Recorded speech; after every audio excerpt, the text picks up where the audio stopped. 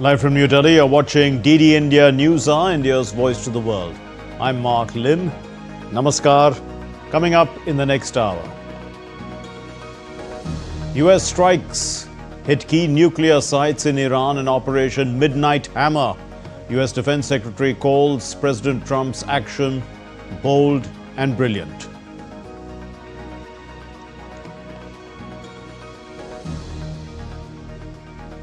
Spectacular military success.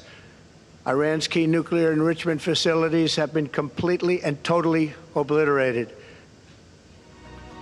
Prime Minister Narendra Modi urges de-escalation in a call with Iran's President Pezeshkian amid regional tensions.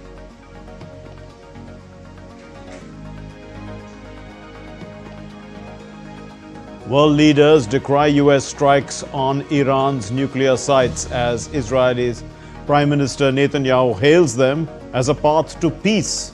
Iran's foreign minister heads to Russia.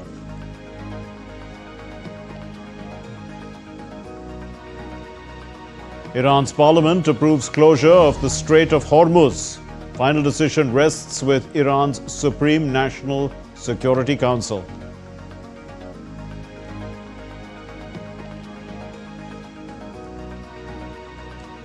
The IAEA says that there is no rise in radiation after US strikes on Iranian nuclear sites.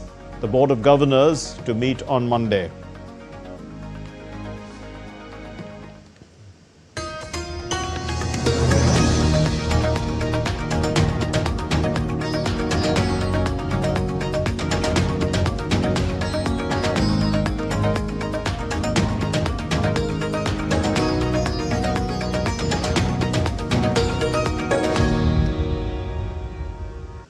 The United States launched airstrikes on 3 major Iranian nuclear facilities early on Sunday, with Israeli Prime Minister Benjamin Netanyahu hailing the US president's move as a bold one.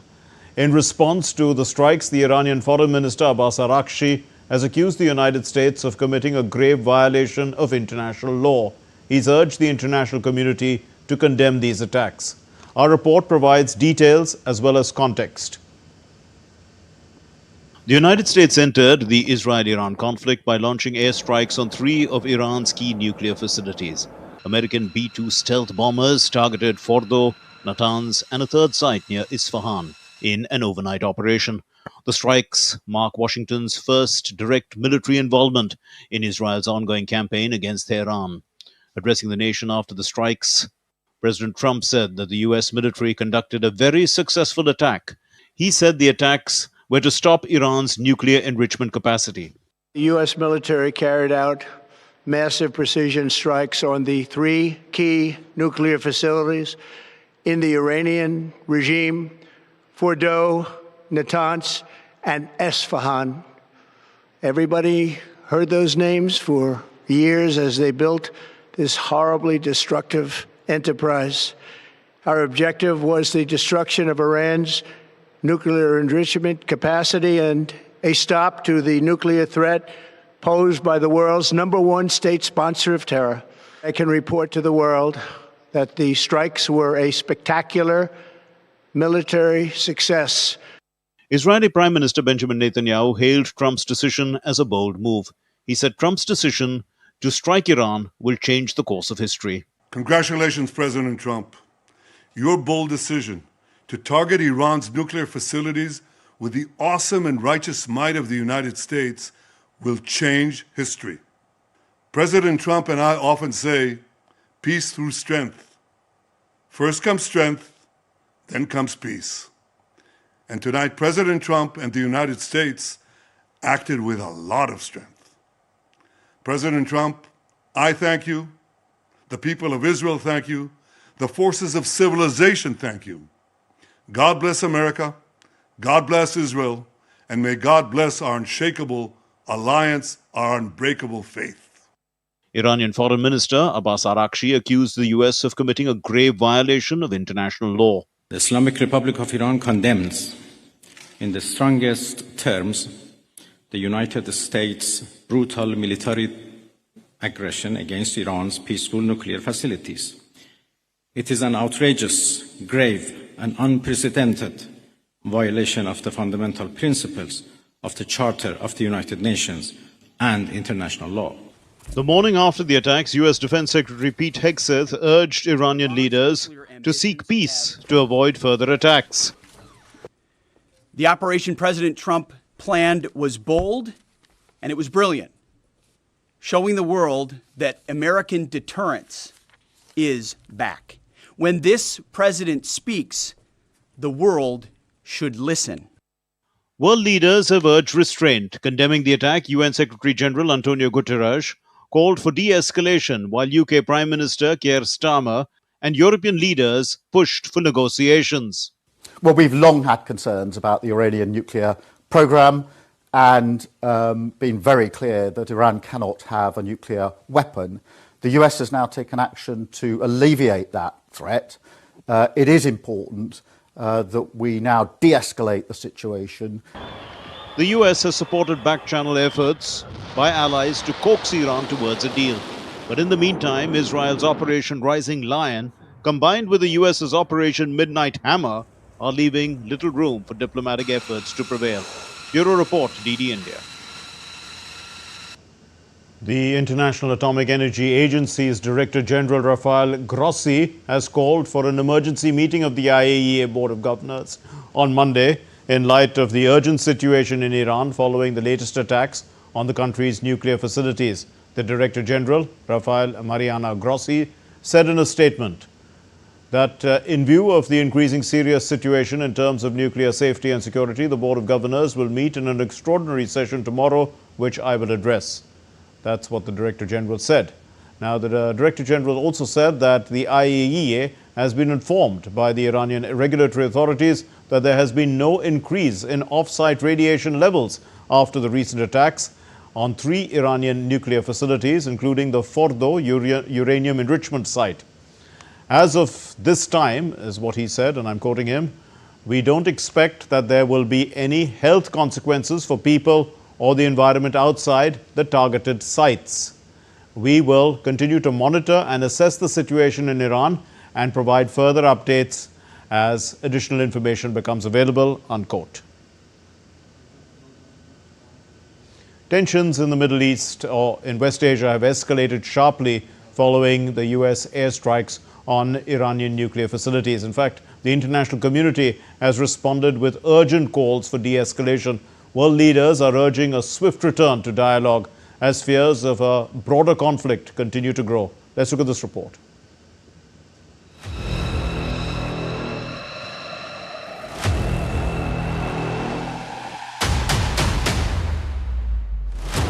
US strikes on Iranian nuclear sites have sparked widespread global criticism and concern. World leaders have urged restraint, condemned the attacks, called for a return to negotiations, and emphasized the urgent need for peace. Israeli Prime Minister Benjamin Netanyahu praised US President Donald Trump, saying the strikes would help lead the Middle East and beyond to a future of prosperity and peace. Japan's Prime Minister Shigeru Ishiba stressed that Iran's development of nuclear weapons must be halted. He also urged immediate de-escalation between Iran and Israel. We believe that a de-escalation as soon as possible is more important than anything. At the same time, Iran's nuclear weapons development must be stopped. In a press conference in Istanbul, Iranian Foreign Minister Abbas Araghchi accused the United States and Israel of blowing up diplomacy by targeting Iran's nuclear facilities.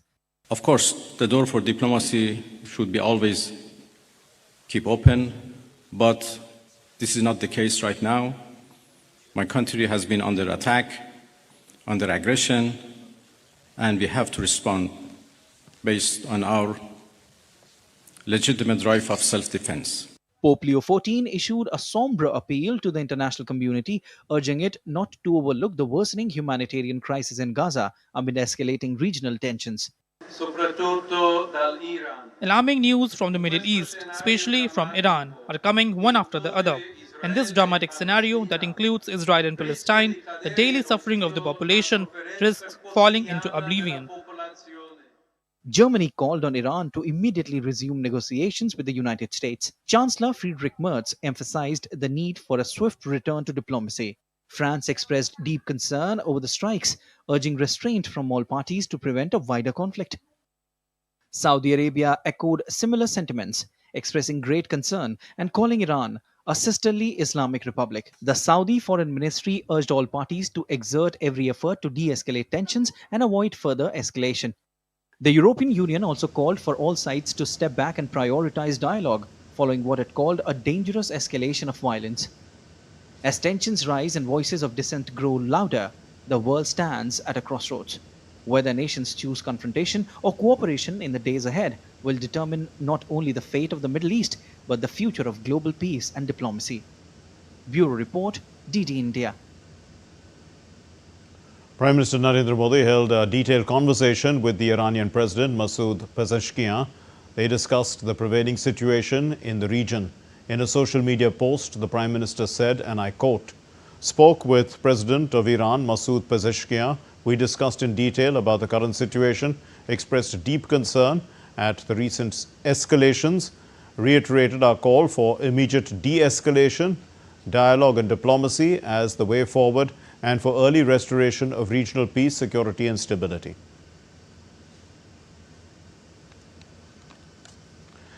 Iran's parliament has approved the closure of the Strait of Hormuz, but the decision will only materialize once the Supreme National Security Council gives a go-ahead. This comes as the conflict between Iran and Israel escalates. Here's the report. Iran and Israel continue to strike each other as tensions between them show no signs of abating. At least 17 people were injured and buildings reduced to rubble as Iran launched fresh waves of missiles at Tel Aviv and Haifa. This morning, more than 20 missiles were launched into salvos at the state of Israel. Most of the missiles were intercepted. Several direct hits were identified at various locations in the country, most of them in the heart of civilian neighborhoods. The Iranian regime continues, despite its weakness, to try hitting population centers. The Iranian missile strikes on Israel came after the US conducted its first large-scale strikes on Iran. We got the warning before the alarms when we were at home, so we started getting organized with the kids. We hid before a sofa and a table to protect ourselves, because we didn't have time to go to the public shelter. It's a very long distance. Israeli army also released a video showing strikes on an Iranian F-5 fighter jet and several missile launchers in Iran. Iranian Foreign Minister Abbas Araghchi has reiterated that Iran would not return to diplomacy while under attack. Well, I think it is irrelevant to ask Iran to return to diplomacy because we were in the middle of diplomacy. We were in the middle of talks with the United States when Israelis blew it up. And again, we were in the middle of talks and negotiation with Europeans, happened only 2 days ago in Geneva, when this time Americans decided to blow it up. So we were in diplomacy, but we were attacked. Araghchi also said that he would fly to Russia and consult with President Vladimir Putin on Monday. In another development, the Iranian parliament has approved the closure of the Strait of Hormuz, through which around 20% of global oil and gas supplies pass. The move will be finalized after approval from Iran's top security body, the Supreme National Security Council. Bureau Report, DD India.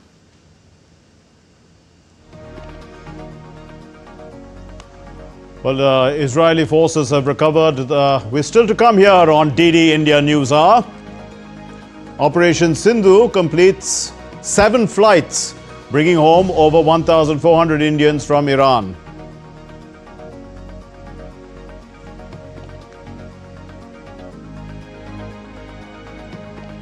Hundreds evacuated in brutal Hunan province as floods inundated several homes.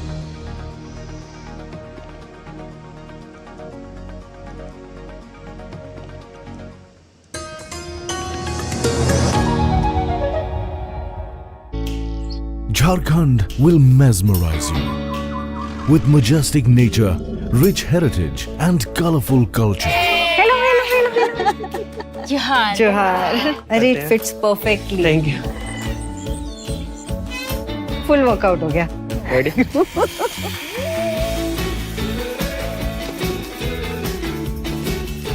Postcards from Jharkhand on National Geographic.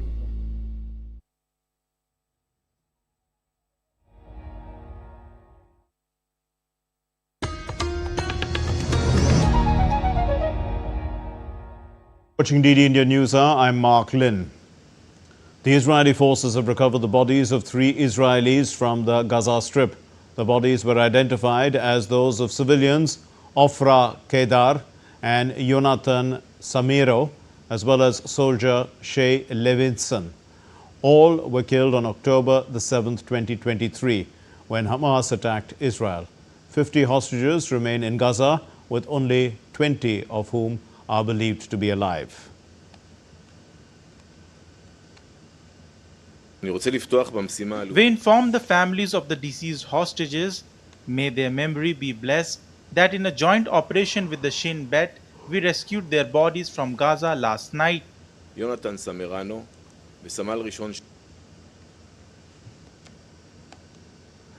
Belarusian opposition figure Serhiy Tsikhanouski has been freed by the President Alexander Lukashenko from prison.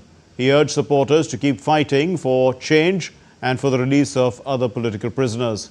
In a US brokered deal, Serhiy Tsikhanouski was pardoned by President Lukashenko on Saturday after more than 5 years of imprisonment. He called on President Trump to use his influence to free other political prisoners in Belarus, saying that President Trump only needed to ask. Tsikhanouski, a video blogger who was arrested in 2020, was planning, in fact, to run against Lukashenko for the presidency.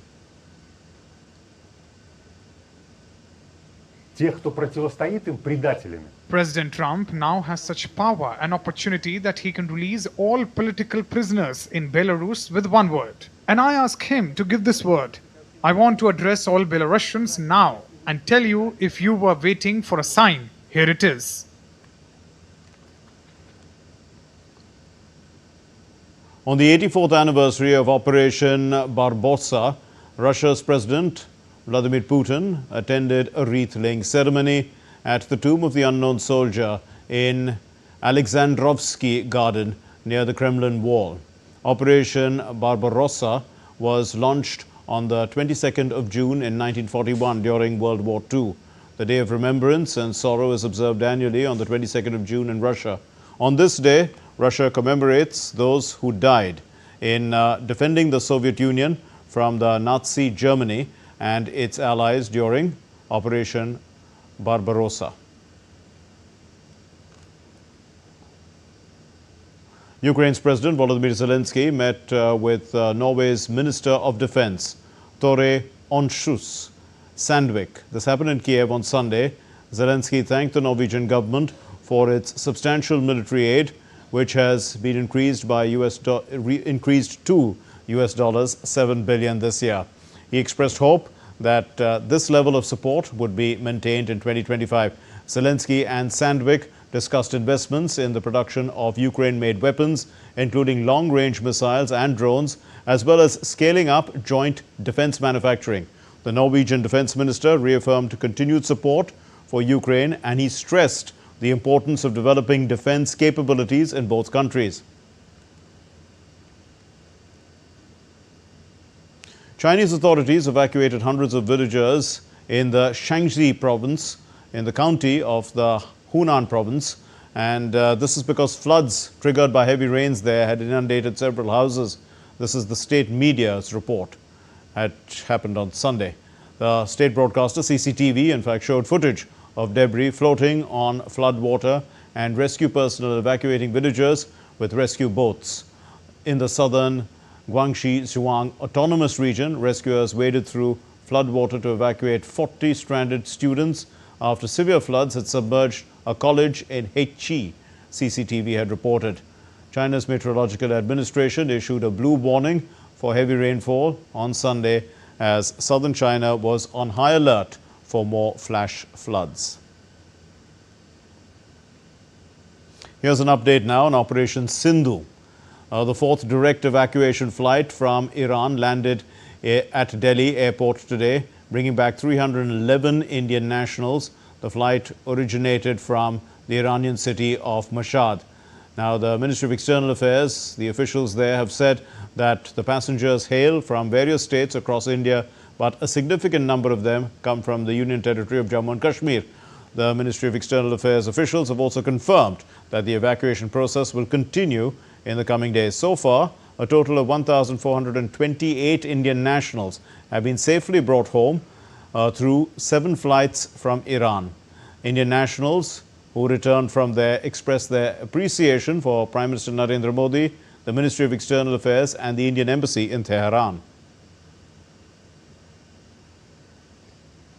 In a major breakthrough in the Pahalgam terror attack case, the National Investigation Agency has arrested 2 men for harboring the terrorists who had carried out this horrendous attack that killed 26 innocent tourists and grievously injured 16 others. The 2 men, Parvez Ahmed Jotar from Batkote, and that's in Pahalgam, and Bashir Ahmed Jotar of the Hill Park, which is also in Pahalgam, they have disclosed also the identities of these 3 armed terrorists involved in the attack and have also confirmed that they were Pakistani nationals who were affiliated to the Lashkar-e-Taiba. Both the accused had knowingly harbored the terrorists armed.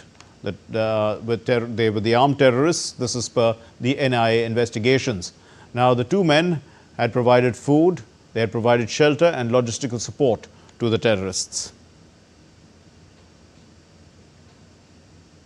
In Chhattisgarh's Raipur, India's Home Minister Amit Shah on Sunday laid the foundation stone of the campus of the National Forensic Sciences University and Central Forensic Science Laboratory. Speaking at the ceremony there, Amit Shah said that these initiatives will not only provide a base to the criminal justice system for Chhattisgarh, it's also going to be good for the entire central India in the coming days. Chhattisgarh की criminal justice system के लिए एक बहुत महत्वपूर्ण दिवस है, क्योंकि आज एक प्रकार से 3 नई शुरुआत छत्तीसगढ़ की क्रिमिनल जस्टिस सिस्टम को आधुनिक बनाने के लिए हो रही है. The Indian Navy's latest stealth multi-role frigate Tamal is set to be commissioned on the 1st of July this year at Kaliningrad, which is in Russia. Upon commissioning, Tamal will join the sword arm of the Indian Navy, the Western Fleet under the Western Naval Command. Tamal, in fact, stands as a testament to the long-standing Indo-Russian cooperation and friendship which has stood the test of time. Tamal has been built at the Yantar shipyard in Kaliningrad in Russia and is the last warship to be inducted from a foreign source, in line with the government's impetus to Atmanirbhar Bharat and Make in India.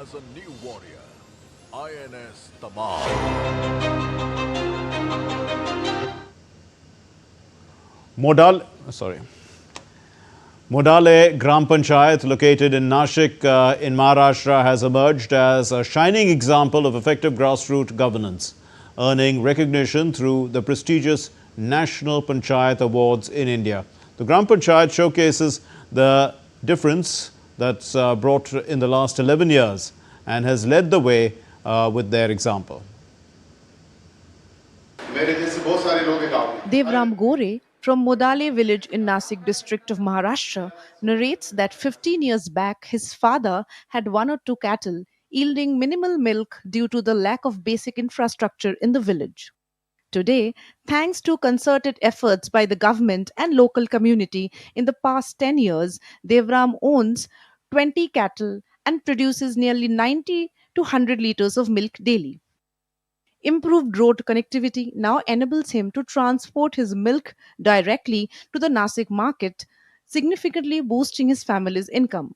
पानी जब dam का हमारे गांव में pipeline हो गया, मेरे खुद के खेत में हो गया, गवर्नमेंट की वजह से। तो फिर मैं उसकी वजह से चारा बनाने लगा ज़्यादा, उसकी वजह से ज़्यादा भैंस खरीदी किया और मैं खुद का जो बिज़नेस है वो बढ़ाया। और उसकी वजह से मैं जब 10-12 साल में सब हो बढ़ते गया, रास्ता सब गवर्नमेंट की वजह से सब सुविधा हो गई, तो फिर मैं वो बढ़ाया और जाके ही बाजू का अपना डिस्ट्रिक्ट का जो गांव है मेरा नासिक, उधर मैं बस 20-25 से खुद उधर डिलीवरी लोगों को करने लगा। मेरे को पैसा भी अच्छा मिलने लगा, भाव भी अच्छा मिलने लगा, तो उसमें से मेरा रोजगार मिल गया और मेरे कुटुंब का जो परिस्थिति है वो भी अच्छा बन गया। Modale Gram Panchayat, nestled in the Igatpuri block of Nashik district, Maharashtra, has been honored with the prestigious Rashtriya Panchayat Puraskar 2024, securing the third rank in the Deen Dayal Upadhyay Panchayat Satat Vikas Puraskar for its exemplary achievements as a clean and green panchayat.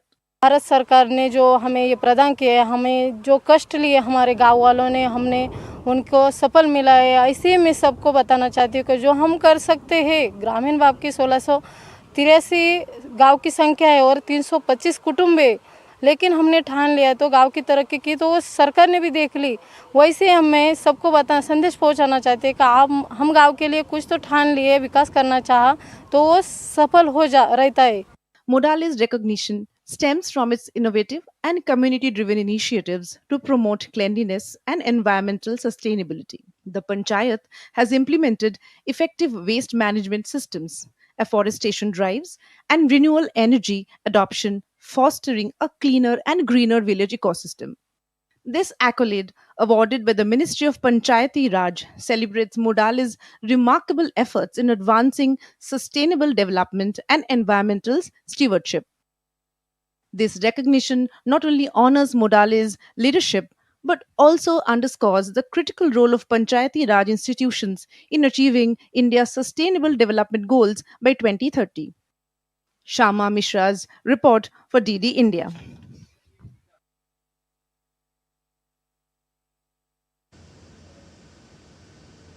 And the Rohini Gram Panchayat, located in Shirpur Taluka of Dhule district in Maharashtra, has also earned national acclaim by winning the prestigious Gold Award at the 28th National Conference on E-Governance. This award recognizes exemplary work in the category of excellence in government process, re-engineering for digital transformation, grassroots level initiatives. Shama Mishra sends us this report as well.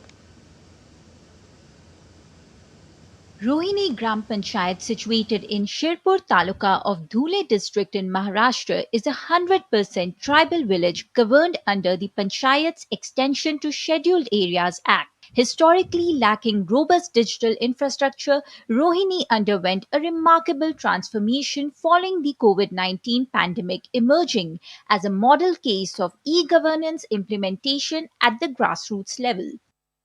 Bharat सरकार ने एक अभियान रबाया है digital Indian government has Digital India scheme, so we thought that the educated people of our village could use the internet for our betterment. So it was decided that we would open a website.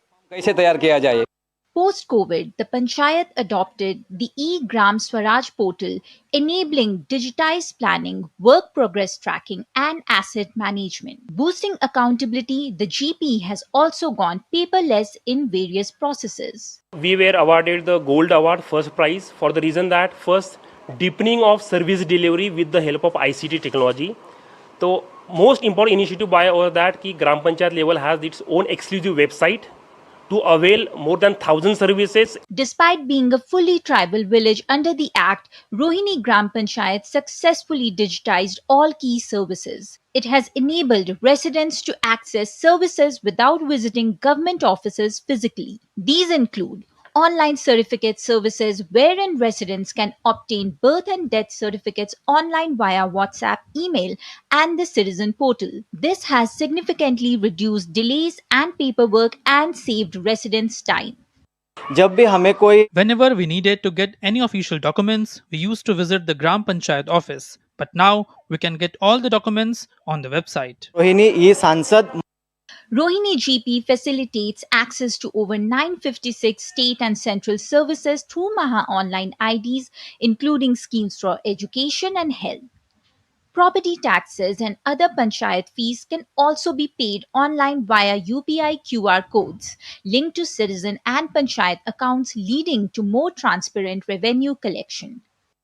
So, details. I would fill the details and then click on submit, and a day later, I would get the update on WhatsApp or email. एक दिन के बाद वो हमें The award is not only a matter of pride for Dhule district but also a demonstration of how rural and tribal communities can leap forward through visionary leadership and use of technology. Rohini Gram Panchayat has proved that geographical remoteness and limited resources are not barriers when local governance embraces innovation. Shyama Mishra's report for DD India. And still to come here on DD India NewsHour. We'll get you an expert view on developments in the aftermath of the US strikes on Iran.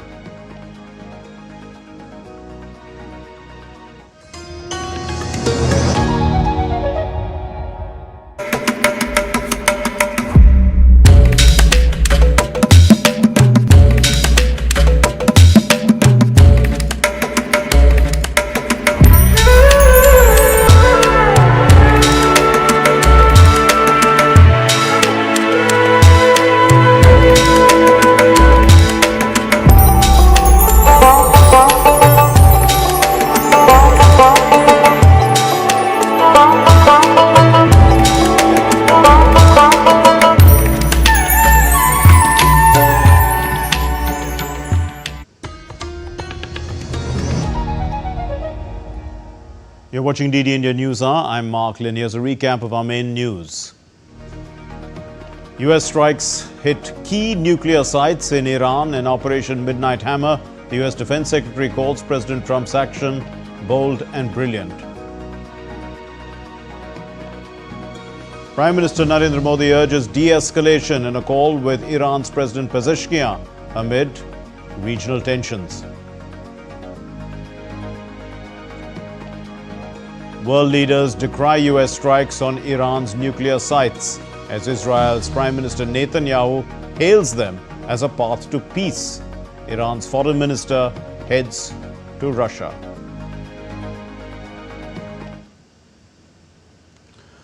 Well, and now to discuss the US strikes on the nuclear sites in Iran, we have with us Ambassador R. Swaminathan. He's a former senior diplomat who's joining us from New Delhi. And also, Burzeen Wagmar is from the Center for Iranian Studies at the University of London. He's joining us from London. Thank you, gentlemen, for being with us.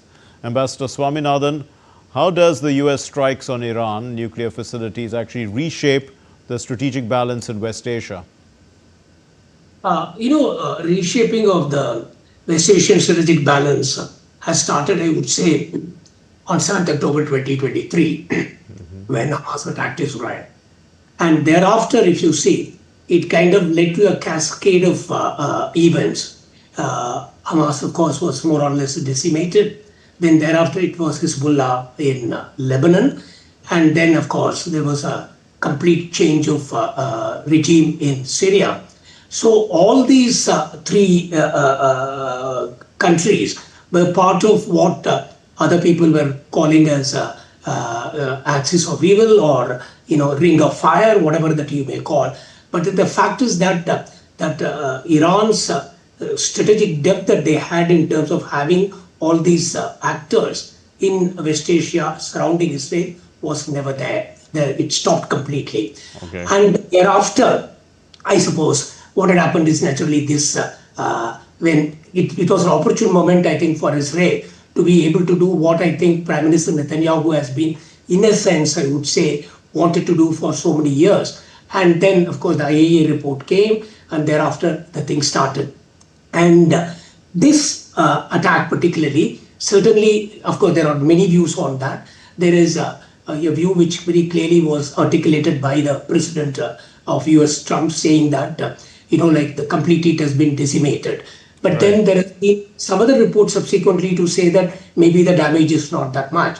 But having said that, this has certainly changed the strategic balance in the place. And also another thing I would say is that, US wanted to always pivot out of West Asia and pivot Indo-Pacific. So this would have a great impact on that, as well also. So there has been I would say, a very big reshaping of a strategic balance in that area as of now. Indeed. Mr. Wagmai, how would Saudi Arabia be viewing, the developments and, in terms of the balance, what sort of change would you see in terms of Israel, Saudi Arabia and Iran? Thank you very much for having me. That's a most recipient line of inquiry, and relief sums up what Riyadh is sensing today, this morning, the morning after Operation Midnight Hammer occurred.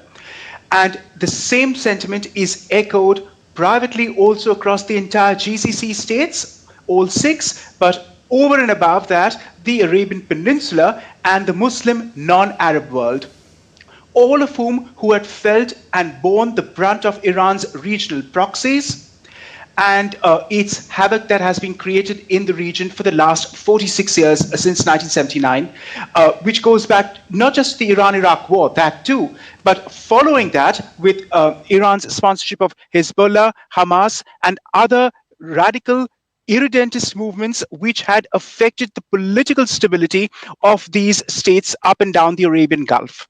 So that, in a way, sums up, even if none of these states are willing to state so publicly, overtly, it is a patent fact that Israel has picked up the slack and, quite frankly, done the dirty work for them.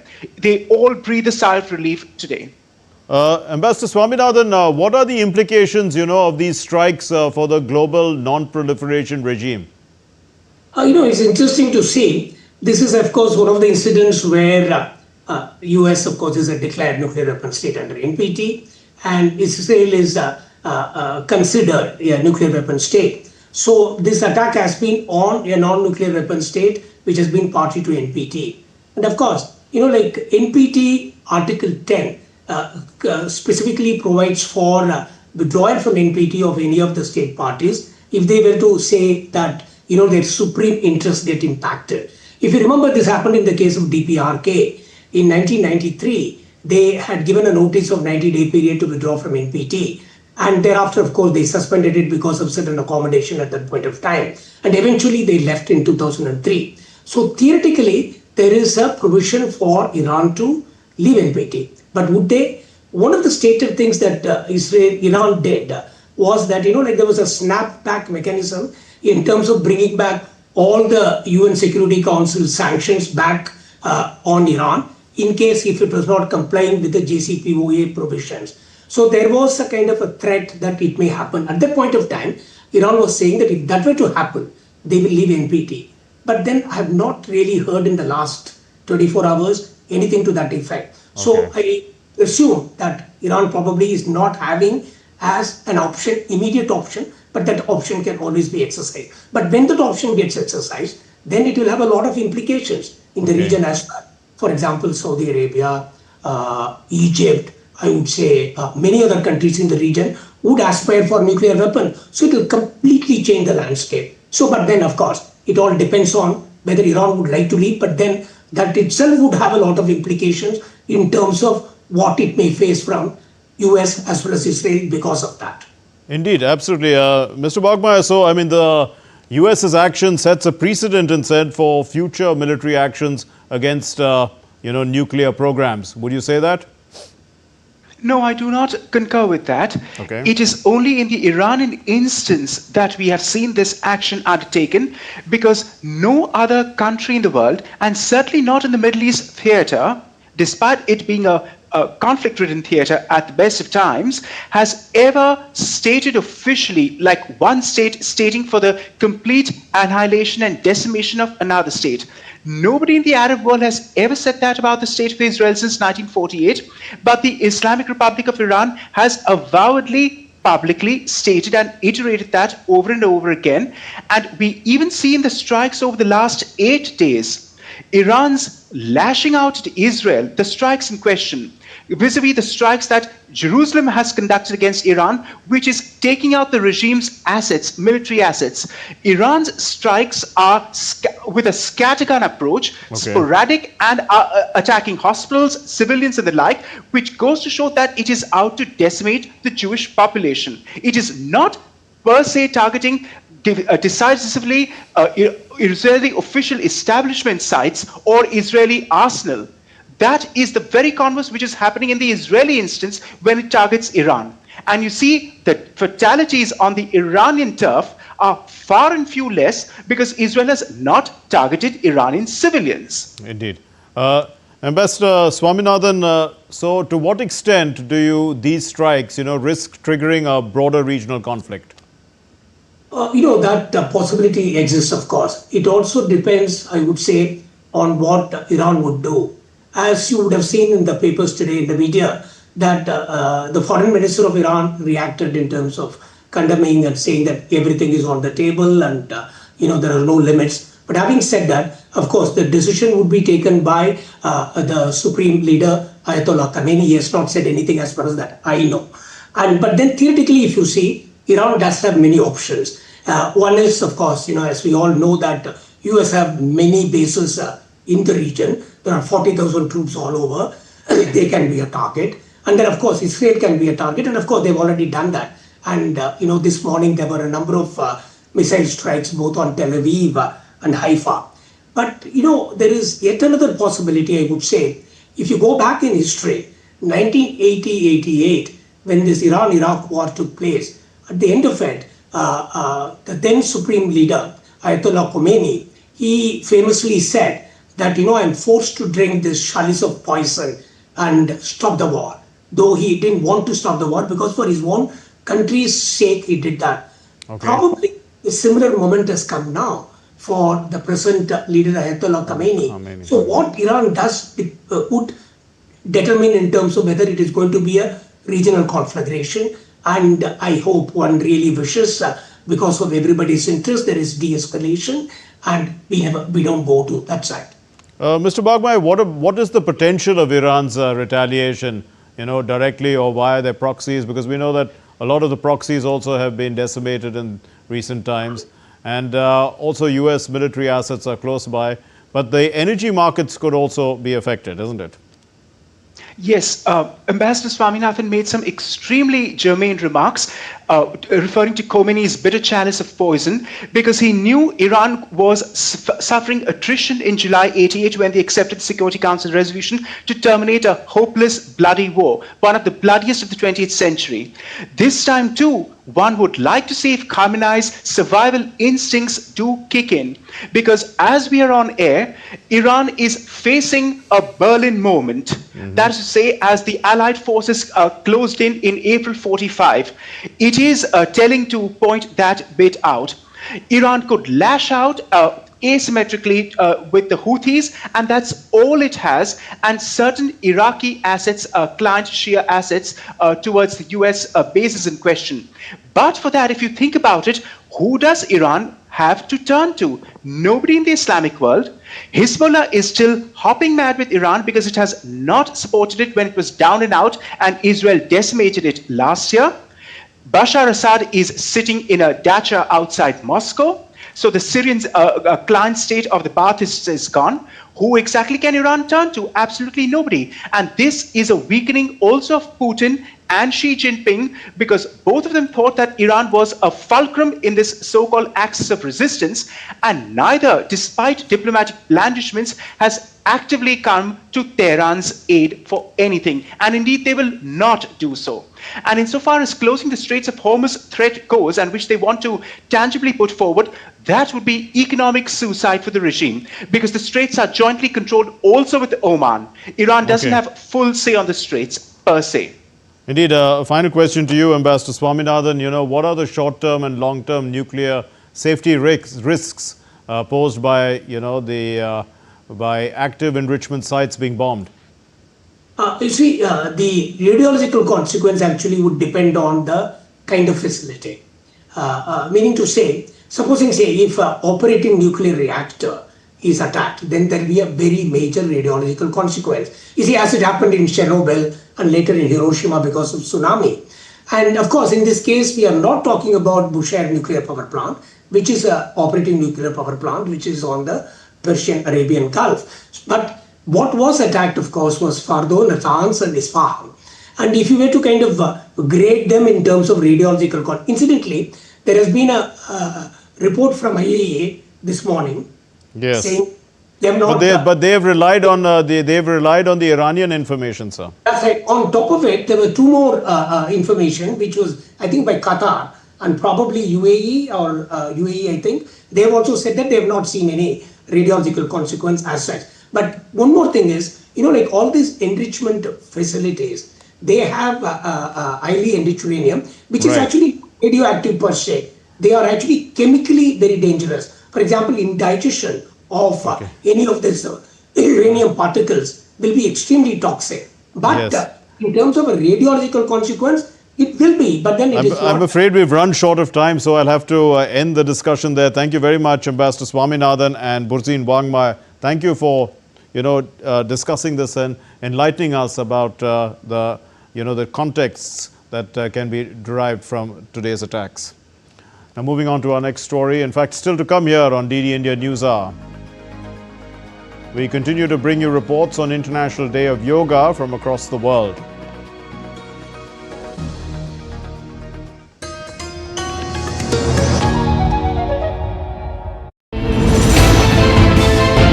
Geopolitics and trade deals. Economic challenges amid development. Hard work and the path to prosperity. It's the economy, always. Between walkers, money is what money does and says. Supply creates its own demand. Between the bulls pulls and bears tears. When supply chains globalization and India rises to the podium. We'll get you centered with the economic brief at 8 p.m. every Thursday on DD India.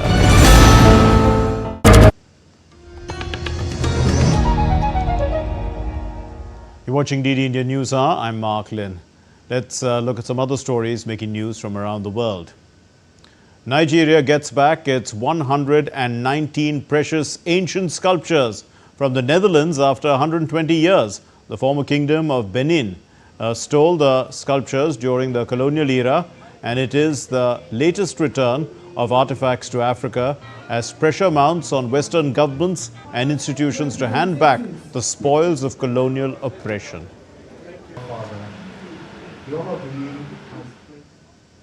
Anti-government protesters take to the streets of Panama's capital, rallying against controversial pension reforms. The protesters widely oppose the April agreement by the Panama government, which allows U.S. troops to deploy at Panamanian bases along the Panama Canal. Now, far from the capital, western province of Bacos del Toro has also declared a state of emergency, a major banana-producing region protesting against the reforms since a week. Ecuador is under high alert as the leader of one of the criminal gangs of the country has escaped literal penitentiary. Ecuador is known to be one of the most violent countries in Latin America. Fede, the leader of the Los Aguilas gang, he's escaped from the prison complex where the country's most dangerous prisoners are held.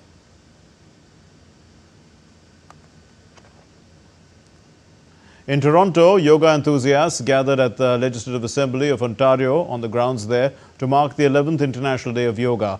Hosted by the Consulate General of India in Toronto, the community event carried the theme of Yoga for One Earth, One Health. Tarun Paul Singh reports. Hundreds of yoga mats dotted the grounds of Ontario Legislative Assembly this evening as people of all ages came together to celebrate the 11th International Day of Yoga.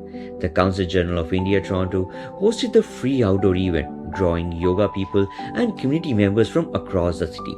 With the theme, Yoga for One Earth, One Health, this year's celebration emphasized the link between personal well-being and the planet's health, reflecting a core message of unity and sustainability. Thank you, Tarun, and happy International Day of Yoga. I think this has been a month-long celebration throughout Canada. From Pacific to Atlantic, we have done more than 20 yoga events in last 1 month, and today in fact we have done 3 events, one in Halifax, one in HTO Park and one today. So yoga popularity is increasing day by day in Canada, which is a very exciting thing for us. But at the same time, wherever we are trying to share the heritage, that this is not an exclusive Indian thing. We are here to share with everyone, and we want the whole world to benefit from this. As this year's theme is One Earth, One Health, we are just sharing our heritage to everyone, and I'm very excited to see, and I'm very proud as an Indian Consul General to see the yoga getting prominence in Canada. The session turned the lawn at Queen's Park into an open-air yoga studio. Participants stretched and breathed in unison, guided by volunteer instructors from various local yoga organizations. Families, seniors and young people alike followed along, transforming the space into a sea of synchronized movement and meditation. This year's theme, One Earth, One Health, is very important for all of us. It's not just about building hospitals and increasing medical costs and whatnot. Yoga is very important to keep us healthy, blissful and happy. And we are very glad to see that people are adopting yoga and doing their bit to stay healthy, happy. This is the day that the Honorable Prime Minister created something unprecedented when he went to the United Nations with the proposal of the International Day of Yoga, which was backed by a number that was unheard of, na bhuto na bhavishyati kind of an event, and from the last 11 years has been the golden era of yoga. And thanks to the leadership of the Honorable Prime Minister and the great efforts of the Ministry of External Affairs and the officials of the Consulate and the Ministry of Ayush, that today yoga has attained the status of an alternative health option around the globe. And there is a lot of interest in yoga currently in Toronto. Organizers say the goal of the event was not only to promote health and mindfulness but also to foster unity across communities. International Day of Yoga itself has grown into a global movement since it's first declared by the United Nations in 2014. Millions around the world now mark the day each year. The global spirit was full display in Toronto as people of diverse backgrounds bonded over a shared pursuit of wellness. The theme, One Earth, One Health, underscored his care of one's own well-being, goes hand in hand with caring for the planet. Oh my God, it's so lovely. Since morning I'm waiting for this, and now the time has come. We are about to start yoga in this International Day. So we are from Shrimad Rajchandra Mission Dharampur SRMD Yoga, and we are really excited to be here as part of this beautiful One Wellness event that has been organized by CG. Event concluded with collective meditation from world peace and well-being, underscoring the One Earth, One Health message. As the sun lingered in the late day sky, participants departed feeling hopeful and more connected to themselves, to each other and to the world around them. Tarun Paul Singh, Toronto.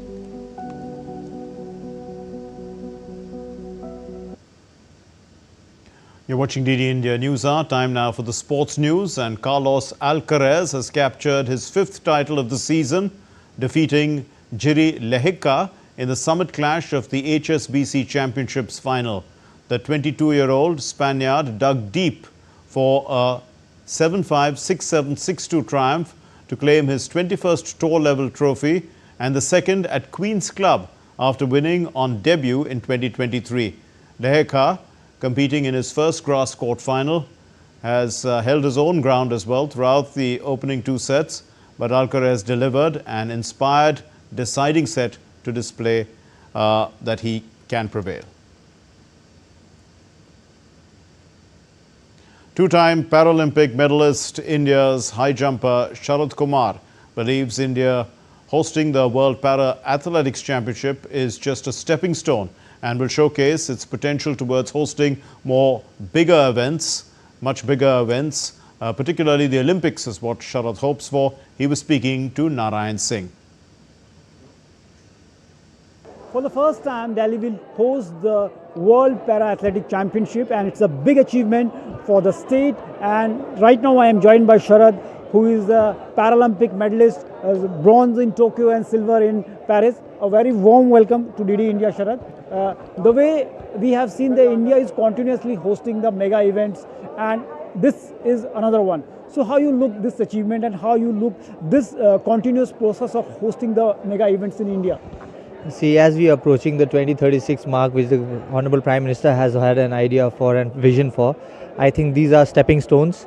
And with every steps, like every competition that we are going to organize, be it in Paralympics or Olympics, every event is just going to showcase the India's potential and also encourage the young athletes who can have their contribution also for the next 2036 Paralympics, Olympics. Our athletes are going to be very, very happy to perform in front of the home crowd and show what is their potential and talent. And also the people of India will get to witness so many other country athletes with great power and potentials performing and just saying that there is no barrier even when there is physical disabilities. So I think this is going to be an amazing tournament and everybody should be very enthusiastic about it, and I'm very happy that India is doing it.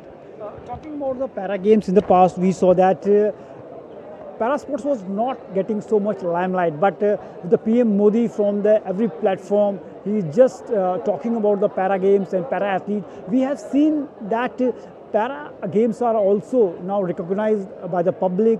The people are watching at the same level with the able-bodied athletes. So do you think the involvement of the PM has acted like a catalyst to improve the popularity of the para games? See, I know only one thing, and I have also told in the past, only one person has adopted wholeheartedly the Paralympic movement, that the Honorable Prime Minister is the main ambassador for Paralympic movement in India and the world. Now I'll tell you something, every other world politicians, top politician now meet their athletes only because the Honorable Prime Minister has set this an example.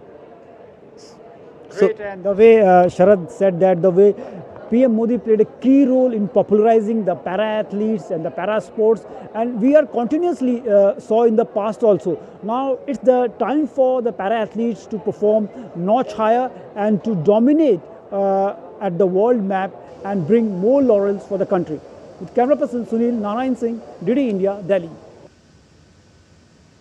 Well, that's all we have in this edition of DD India NewsHour. Let's know your thoughts on the news of the day. For those of you on the go, get the latest news and updates from India and across the world on the DD India mobile app, available on Android and iOS platforms. You can scan the QR code and download it. We'll be back with more news as it breaks here on DD India. My name is Mark Lin. From all of us here in Delhi, thank you very much for watching DD India NewsHour. Namaskar.